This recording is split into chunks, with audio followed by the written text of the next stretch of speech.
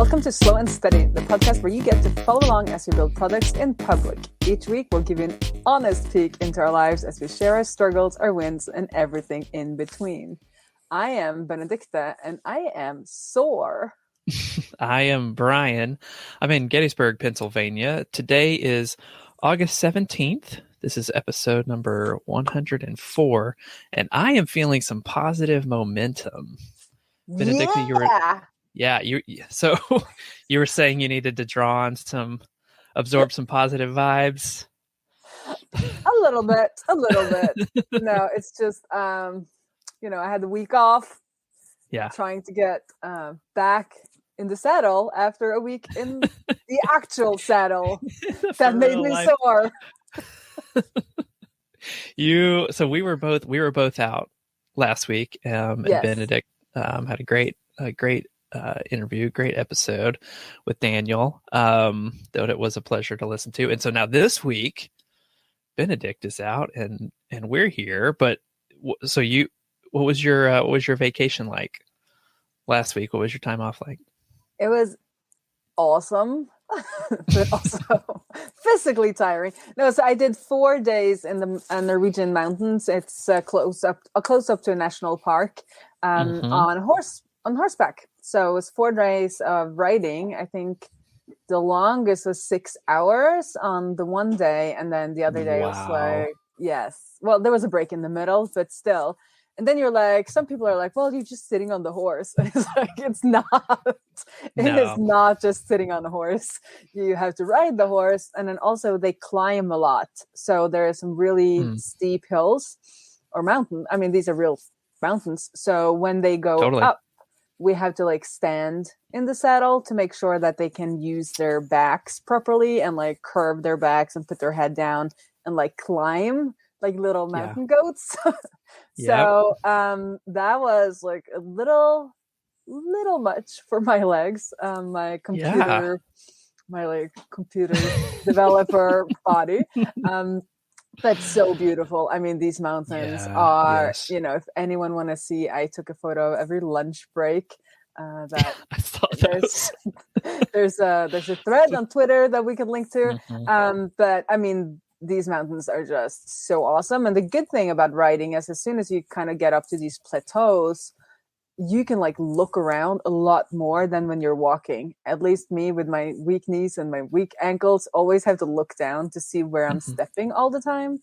But then you can like leave that up to the horse and then just like sit and absorb. And we came upon like a flock of wild reindeer up there. And since we were on horseback, like this little reindeer, we thought it was lost, came super close. He was maybe like a little over a year. And he was like super close. And then we're like, where is everyone? And then suddenly like the big buck came and he like pranced back and forth to be like, who's in my like neighborhood? What are you doing here? And we were all quiet. And then they come like really close because the horse, they're not totally sure what we are since we're on like a similar animal. Yes. So you appear to be some sort of minotaur to a reindeer. Yeah. And he was obviously showing off. He was like prancing back and forth and then like raising his head with his antlers and then like looking at us and then like running a little bit back and forth. And we had, I guess, like an hour break. And he was on the top of that mountain looking down on us almost the whole time. Gosh. So that sounds freaking magical. Yes. That sounds incredible. So were you all camping, like taking your camping stuff from spot to spot, or were you kind of hitting, cabin to cabin up in the mountains? What's the setup? Yeah, so it's like mountain lodge to mountain lodge. Yeah. And I think before he used to do more of them, but there were some problems with having the horses graze around these lodges. And then his son took over one of the lodges. So this summer it was, we stayed in 2 lodges, but we kind of we didn't take the same trip twice. So we ended up like riding into different directions. And the 1 6-hour one, we went from like one side of the mountain to the lodge on the other side of the mountain. And that was the last. Then we took a day trip from that lodge. And then he drove us back to the first lodge for our car. And these lodges are not like when I was a kid. Like then you got the food was just like, they would just serve like a meal, but now it's like you get a 3-course meal, and then you could obviously order wine on the side, and it was just like, it was amazing.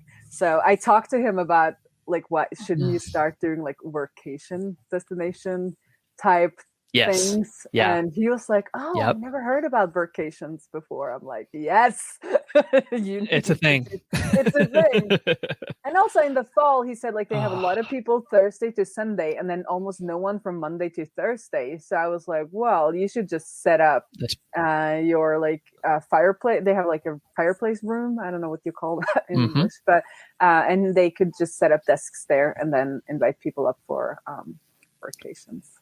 Totally. Or company retreats, like that's like perfect. So I've been horseback riding probably like 3 or 4 times now. And I have pledged to never ever do it again.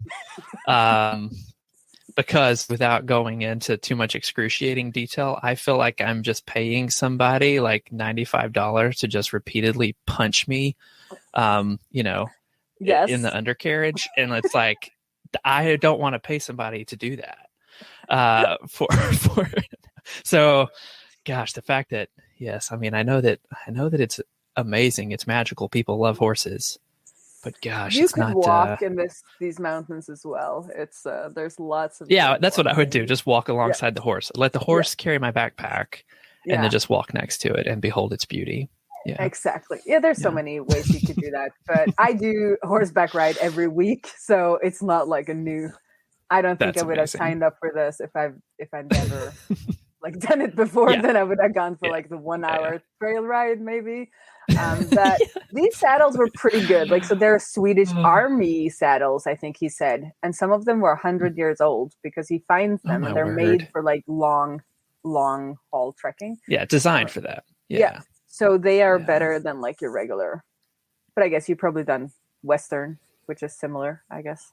But yeah, I have no idea what sort of saddle I was sitting on. I just know that it wasn't the best thing in the world. Now we did that. Actually, the last time I was on a horse though was in Iceland, and the little Icelandic horses, that look like ponies, but they insist that you don't call them ponies. They are Icelandic horses, and that was beautiful. That was magical. Yeah. So one of the horses were an Icelandic horse. Oh, nice. I didn't think. Oh, yeah. It's they'll let them out of the country, but if they leave the country, they can't come back in. Probably. Is that the deal? I don't know. Probably. Yeah. But Norway has their own horse breeds as well, I guess. But man, it's a thing. Nordic It's a thing. Should we just like? I love you. Let's just talk about horses. Gosh. Well, I just want to talk about Nordic countries. I'm just obsessed with the way you all have decided to organize yourselves. And I wish that we were over. yeah. Well, hey, let's get into some updates. Do you have much from your well, yeah, no, I guess that's true. I can go right in because I really have. I've had some. I feel like on Twitter, there's things happening. Yeah, really, really positive momentum both on the development side and on the interest side. So the waiting list signups I think are at about 25 at the moment, and I haven't been like pushing it super hard yet. But for sure promoting it in some places. I sent out 10 invites so far to some profiles that looked like, okay, cool. This could be a good fit. With 3 of those turning into pretty good, conversations, like really good traction. And they're logging in, they're creating projects. They're like, hey, this actually looks really cool. Can we talk a little bit? I've got a project coming up. And so I'm pretty excited about that. Now there are, the caveat is that I'm like, oh, that's so cool that you've got a project coming up.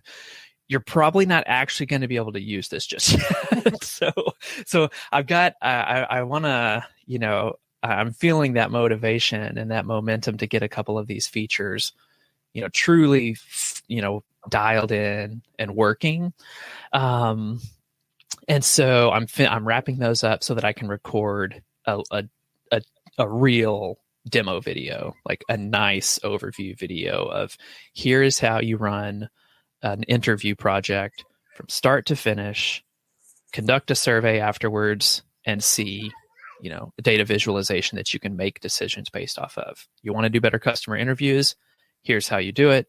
You want to make better product decisions? Here's how you do it. And so I feel like I'm super duper close to that. There's like just one or two more things that I need to make actually work in the app so that I can demo it. Yesterday I spent a good part of the morning basically just watching Justin Jackson's demo video of Meeps on one half of my screen, and on the other half of my screen writing the script for my app. It's just like a really good outline of here's how you intro. These are the struggles you see people mess with, and here's how I'm designing this thing to overcome it. So I do expect that I will be able to, I want to say that I might even be able to record that 10-minute video this afternoon. Like I want to kind of set that as a goal for myself, because I'm taking tomorrow off to go to Philadelphia and see Independence Hall and Science Museum with the kids and my wife and stuff. So I really want to have it done today, because otherwise it'll be Thursday. So that feels like the big push there. Here's something I just want to ask you about is I'm giving a lot of thought to a referral program, because the question here, the thing for me is, jobs to be done is like a niche within customer research, so like people who are building startups, people who are product managers working on products. Yes, everybody knows you got to interview your customers. Okay. And there are bad ways to do it. There are good ways to do it. I think that this is a really, really good way to do it, but it also requires that you kind of subscribe to this methodology, And so it's like a niche within a niche. And so if there is a problem with what I'm building, it's that the market is not big enough. There's not enough demand. I was gonna say the riches are in the niches, I've heard. Well, I mean, it just, there's, yeah. Yes, there's like different takes on it. The reason I'm not particularly concerned about it is that I don't have any interest in building a $9 seat or like $19 per month SaaS here. Like I want this to be worth $99 or $129 a month. Mm-hmm. And so if it's a tenth the size of, some other, given market, that doesn't necessarily disqualify this to me, because I do believe that the market is large enough. But in order to get that initial traction, it's going to be way too hard for me to just like try and get enough SEO traffic and organic traffic. But don't you think think this is one of those products that people who then already subscribe to this gospel or what do we call it?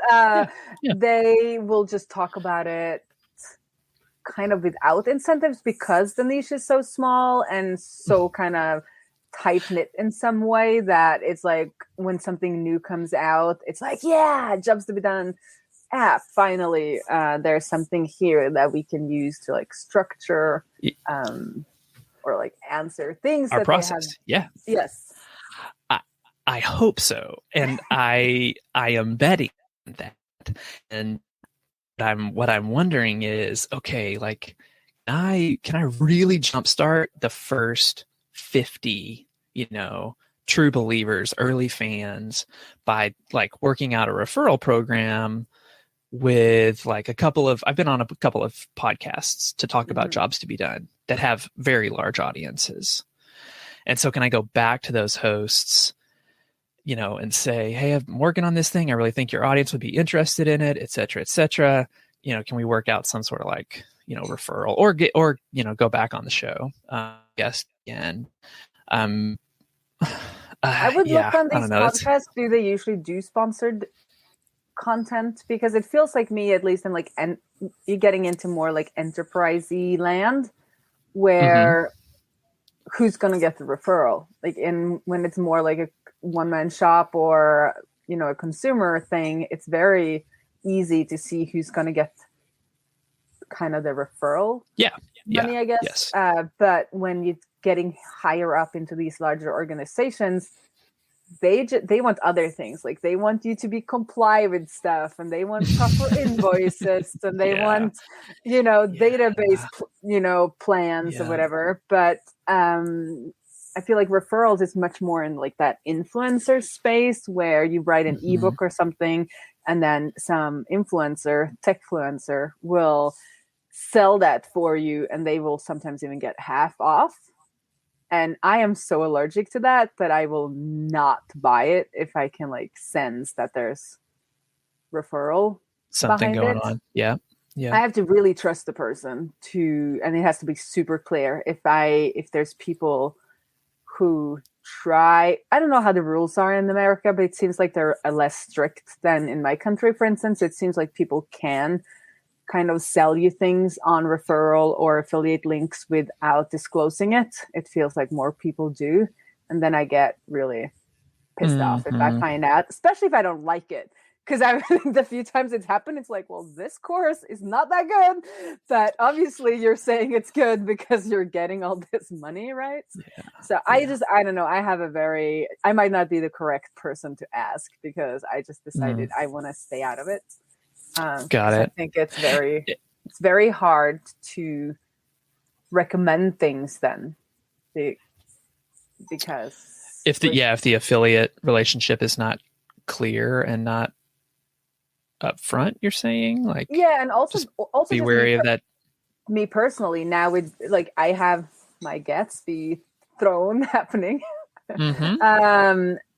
I could probably after a while do sponsored content, for instance, but I don't want to do that because I want to be able to always feel like I can say and do what I want without any kind of like somebody else feeling like they can own my my opinions. And I find it easier just to then not do it than to start doing it. And then especially I feel like I don't know if it's like, and then it's like you get one sale, like how much are they going to make?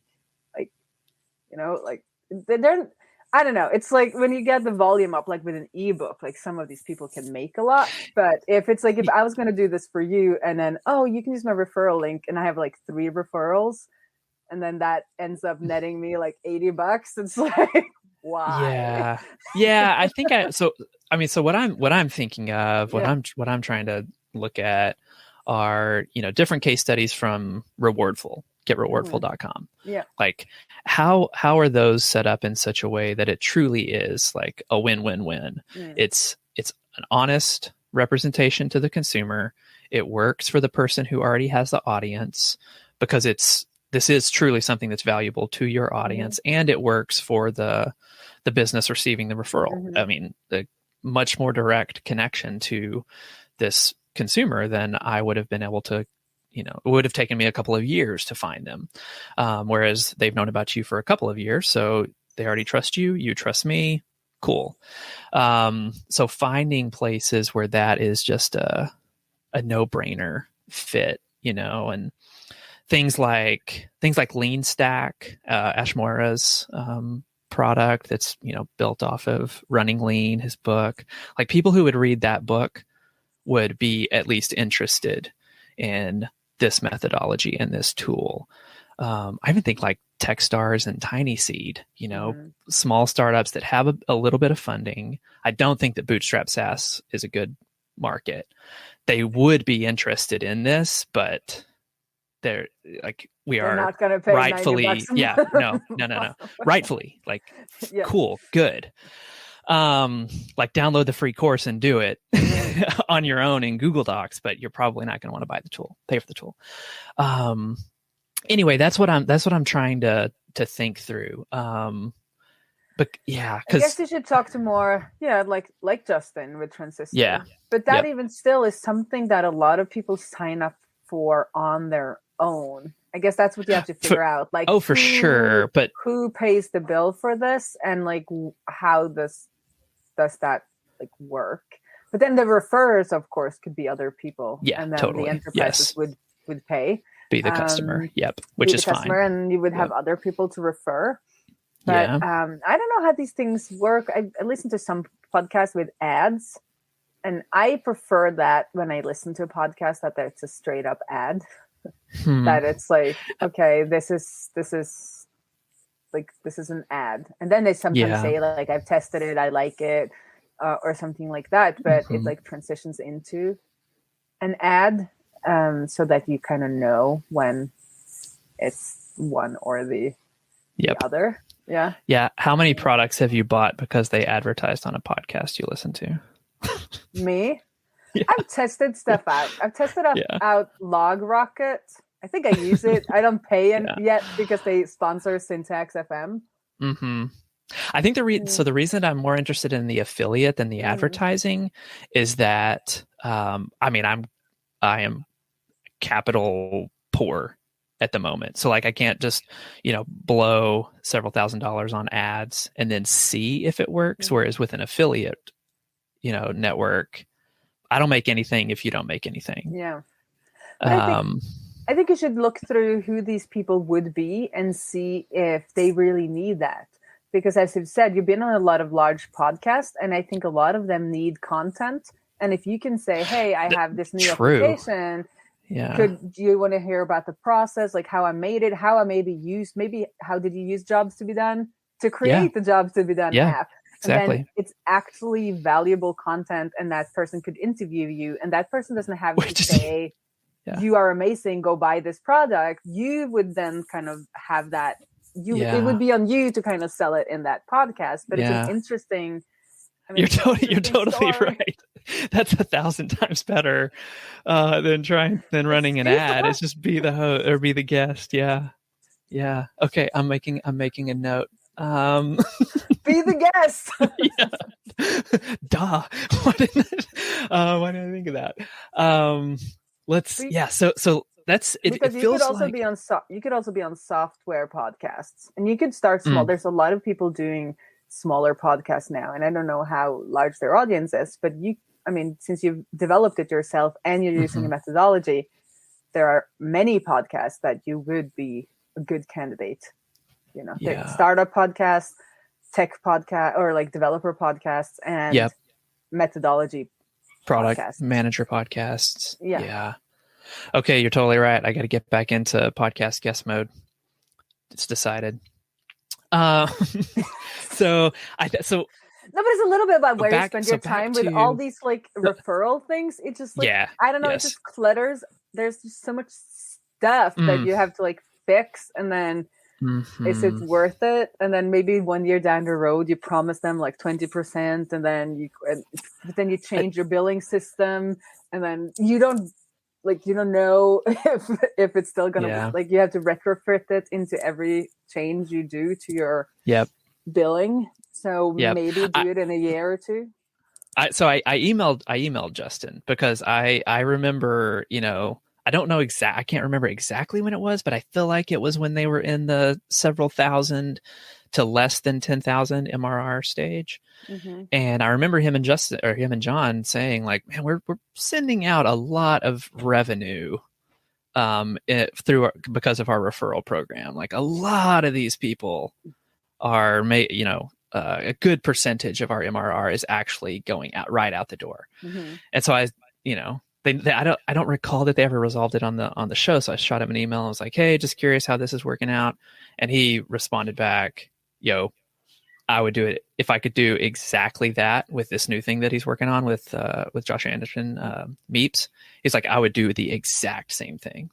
And so, N of one there, but at least in that example, he would using affiliates and referrals to get that initial customer base. Like, helped to kind of break through, break into something. But both those products are a lot more general. You're right. Yes, you're totally right. So, okay. And I'm not saying not do it this year, but maybe not do it the first month, because I just know I've changed billing system. Well, not billing system, but a little bit on the billing on POW once. And having to like retrofit another aspect on top of that before you're stable-ish on the kind of user what's it called, like the user flow, the profile, that's whatever, like the customer, not the customer journey, but more like the tech behind like how you save your customers and how you build them and all of that, like your accounting billing system. Before that is like thoroughly in place, I wouldn't start throwing things at it, but that's me. Yeah, that is probably fair that I should at least give some more thought to what percentage of early adopters do I want to come through affiliates as opposed to just me guesting, outreach, posting, et cetera. Cool. Well, so to wrap that up, I feel like, getting the demo video done, because I don't really want to start like outreaching in one way or another, whether it's for affiliate stuff or, hey, I built this thing, can I come on your show again? I don't want to do that until it truly does look like ready for market, even if I know it's duct taped on the backside. Always. Will forever be duct taped on the backside. Forever. Isn't that what we were learning from Benedict and his growing pains? I want it to at least look polished, and truly ready for market. Gosh, and I'm probably being overly optimistic, but I feel like I can have that done this week. Like seriously, done this week. Send out next podcast emails even before that, because it's going to take maybe 2 or 3 months until you're actually on the show, and then it's going to take time before the show is out, and at least if you get somebody to refer you to a podcast, I don't think they're even going to check, because they don't have time when you're turning out shows every week and you need a new guest. It's and most especially for shows where I'll be bar is a return. Yeah. Probably got a good instinct on that. I might be playing it a little too safe. So either way, I'm going to shoot for like being, looking market ready demo video by the end of the week. But we'll definitely, I want to be investing my time next week on, okay, let's get on some shows, start outreach, et cetera. So that's feeling great. The other area of my creative life where I'm feeling a ton of momentum is, I mentioned a while back that we were entering Backpack into this board game competition. And the first stage was to whittle it down to 25 shortlisted games, and we made the shortlist. We're totally excited about it. So the next stage is for the rest of August and September is like play testing, gathering feedback, revision, etc. And from August the 1st to 15th, there will be a public voting phase where they will whittle it down to the top 10. And then the publishing company will play and test those 10 games and make their choice for first, second, and third. So listeners, be prepared for me to beg every single one of you to create a Board Game Geek account in the month of October to vote. It's a thing, boardgamegeek.com, to create an account and vote for our game at the beginning of October. Just be ready for it. It's coming. So that's, anyway, very exciting, super fun, good stuff happening over here. So I am so happy to hear that. How is the traveling going? I noticed you just skipped right over that. No, it is truly getting much better.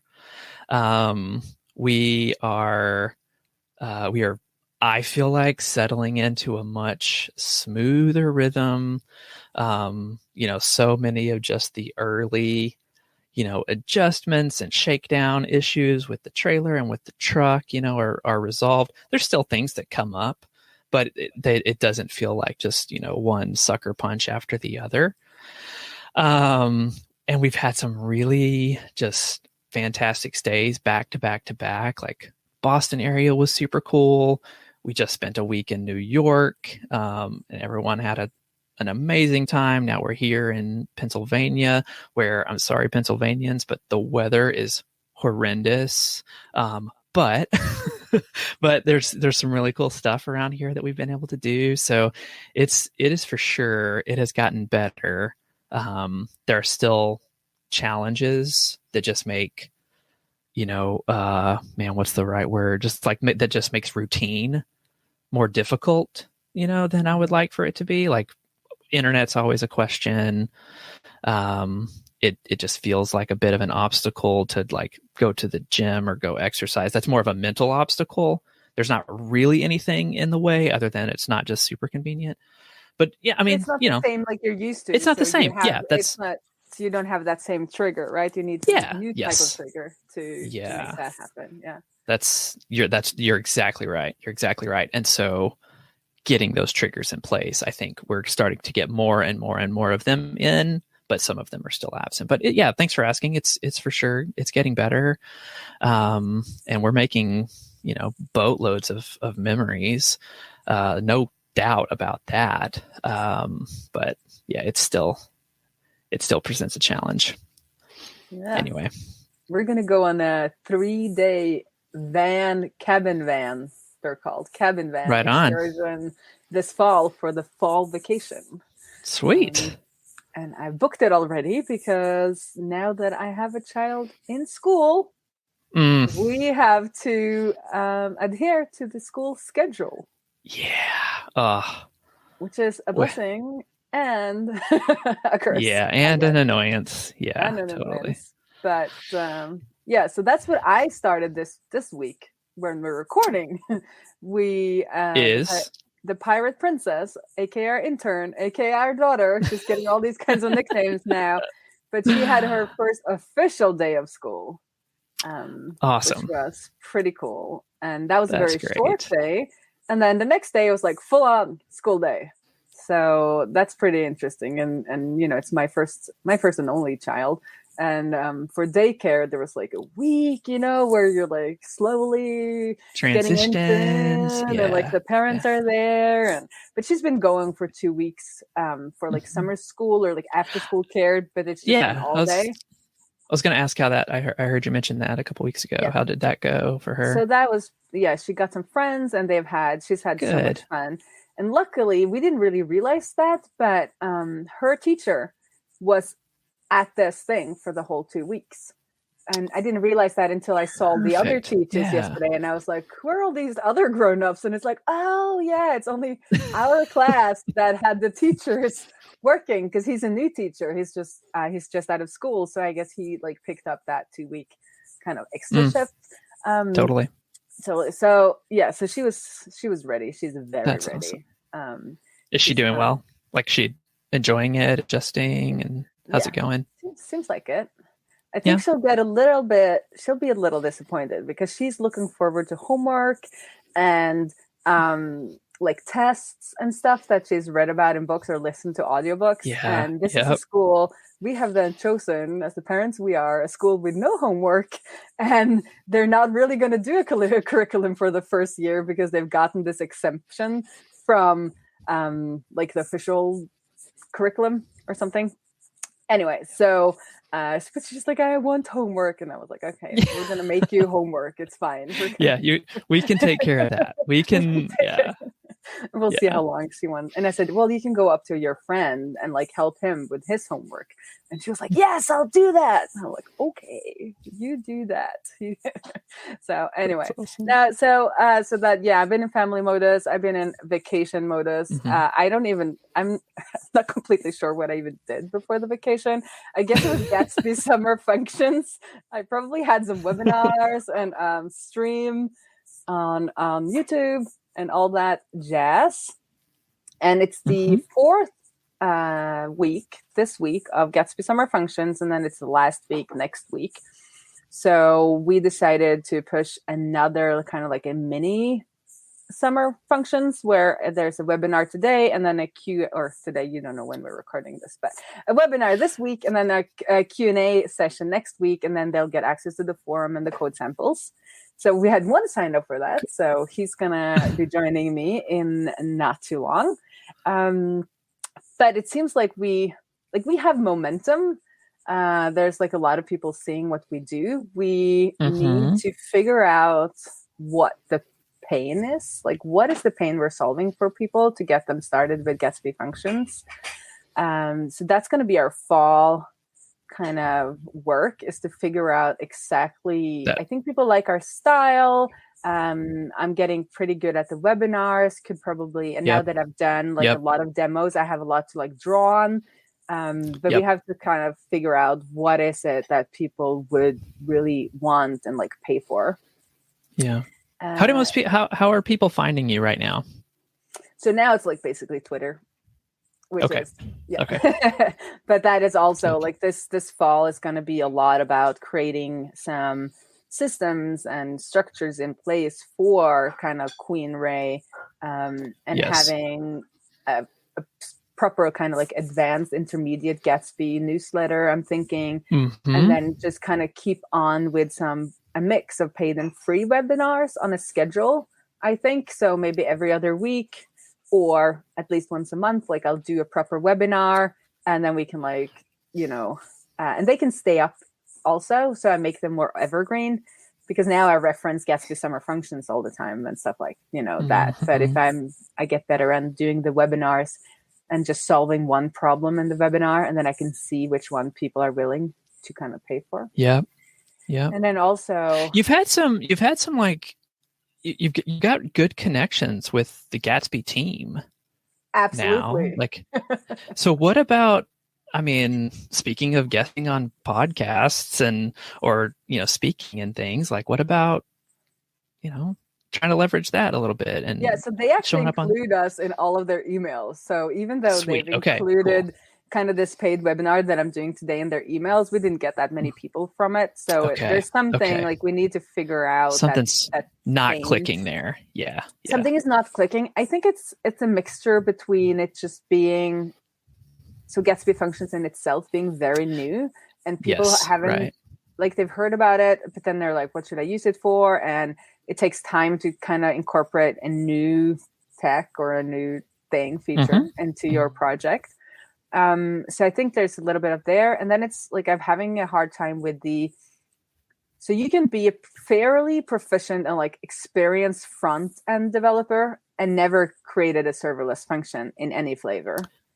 But then you have the people who are experienced developers, but maybe not experienced to kind of the web. Like they know, they're more coming from the back end, but they don't know JavaScript that well. Like maybe if they want to make their first web page, they look at something like Gatsby and they do some tutorials.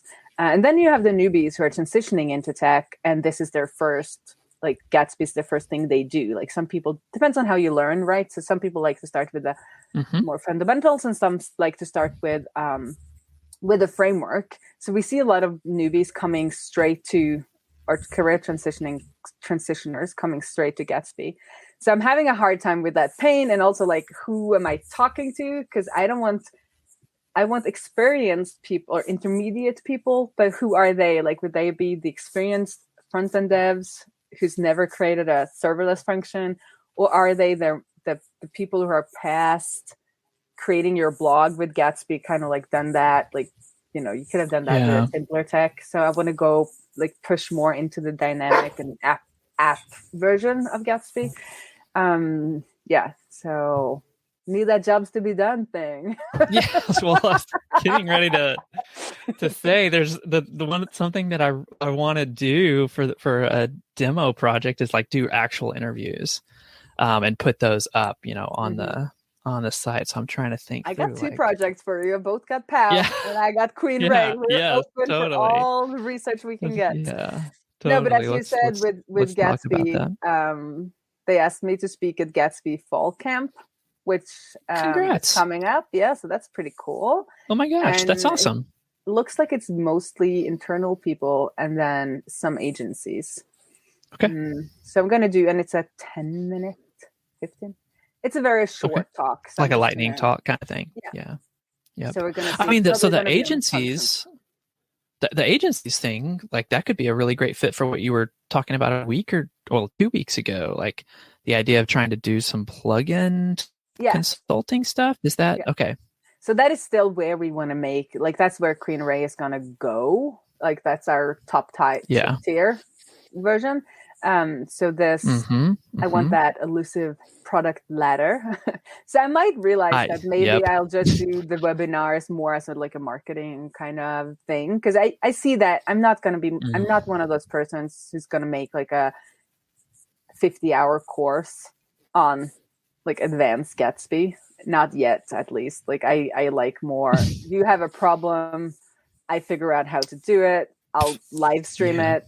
Boom, here's your solution. If somebody else is interested in this solution, then they could also pay for this webinar or like have some of them, free of charge. So we just have to figure out this whole mix of how that is all going to work together. But come next week, I'm going to talk to some leads on the plugin side to try and sell some plugins as a service or next week. I'm going to say in 2 weeks because I need some margins.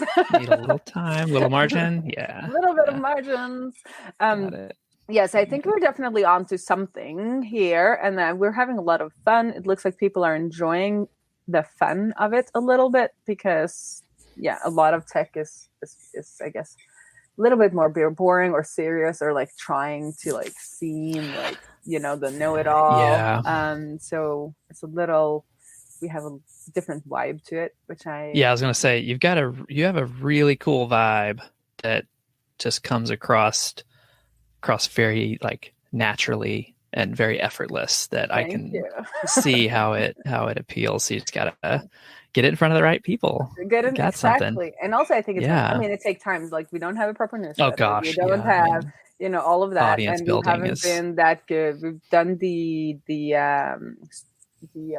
deep dives every Friday for a long time, and we've gotten some kind of like fans there. So that's where this purchase comes from. It's from our streams. Cool. So that is cool. But that's the Queen Ray, and then it's POW, which I haven't worked on, and that's like all summer because I've been queening. Summer functions. Summer functions and having some vacations. But I really am like, now I am itching to get back. Like I was a little tired of POW kind of coding wise, but now I'm like, yes, I want to do some more coding. I see that I keep getting customers, even though I am not doing all of the stuff that I should do. Okay. And like somebody invited me to a women health something conference in Israel in February, or they didn't invite me, but they were like, maybe you want to, send in a proposal for a talk. And I haven't checked it out, and I don't know if it's legit even, but it just feels like, okay, obviously word is like people are finding me or finding POW without, I don't even know where they found POW or like how they found POW. So that is super interesting. And together with that guy before the summer who was like, do you want to come and talk about POW on our like brown bag lunch or whatever you call it in the States, where you have some talks and then you eat your lunch and learn, where he was like, we asked somebody for their like who would be their like favorite speaker, or like who would you want to listen to, and then somebody had said that they wanted me to come and talk about POW, so I need to follow up him as well. For sure. Yes. That's awesome. So I think there's like, I don't know, time is time, like with your project. I'm learning with POW, even though I probably could have been a lot further along if I'd worked more on it. It also just seems like time is a good friend of these projects, our projects, because and that's what I have to think about with Queen Ray as well. It's a lot of fun in the beginning, a lot of like where you're at now, like that is my favorite part of a project where like people are, you have a wait list and you're like, yes, and I'm just going to get this out. And then, 3 months later, it's like, yeah. Yeah. Okay. Well, or where Benedict is, where we're like, oh man, y'all are at what? You're so north cool. of 7K, 8K, whatever it is. And it's like, it's not what you think it is. No, don't say Still gotta fix bugs. Still got. Yeah. We have no complaining customers. Yeah, it's that trough. I'm definitely on the high mountain right now. I know the trough of sorrows somewhere out there in the future, but sometimes the only way out is through. So onward we go. But I think it's good when you've had several projects under your belt. It's like you can recognize it and recognize it as not always being a negative. Like, okay, so got a lot of attention in the beginning, and like I had with Queen Ray and the functions, and this fall is going to be tough. Like, I'm going to still keep on doing webinars to just be out there and be consistent, and not being I did this and now I stopped. But I am not convinced there will be like a ton of people showing up for these webinars over the fall. But I might be lucky. Like, maybe I can hit on one subject that, like, boom, everybody wants to know about. Well, and even if they don't have a bunch of, even if the live attendees are low numbers, like, that is content that now you have created and you can publish, and it is it's going to exist and gather attention. So I see a lot of people signed up for the introduction after the fact, so I need to get a system for that with tweeting. But also, when I get more, if I start getting this newsletter going, then new people can then be sent to existing webinars. While you wait for this month's webinar, you can watch this and that, and you can even pay for this third thing on authentication, because authentication is hard and you need to pay me for that. You've got it. So, but it's all like, I love being live. I hate writing. So this is my problem. It's like, okay, but I need all these emails, even though it's just like an introduction of like 2 paragraphs. I procrastinate on that so much. Yes. So I need to get a consistent schedule going so that like I feel obliged to just like get it out there. Yeah.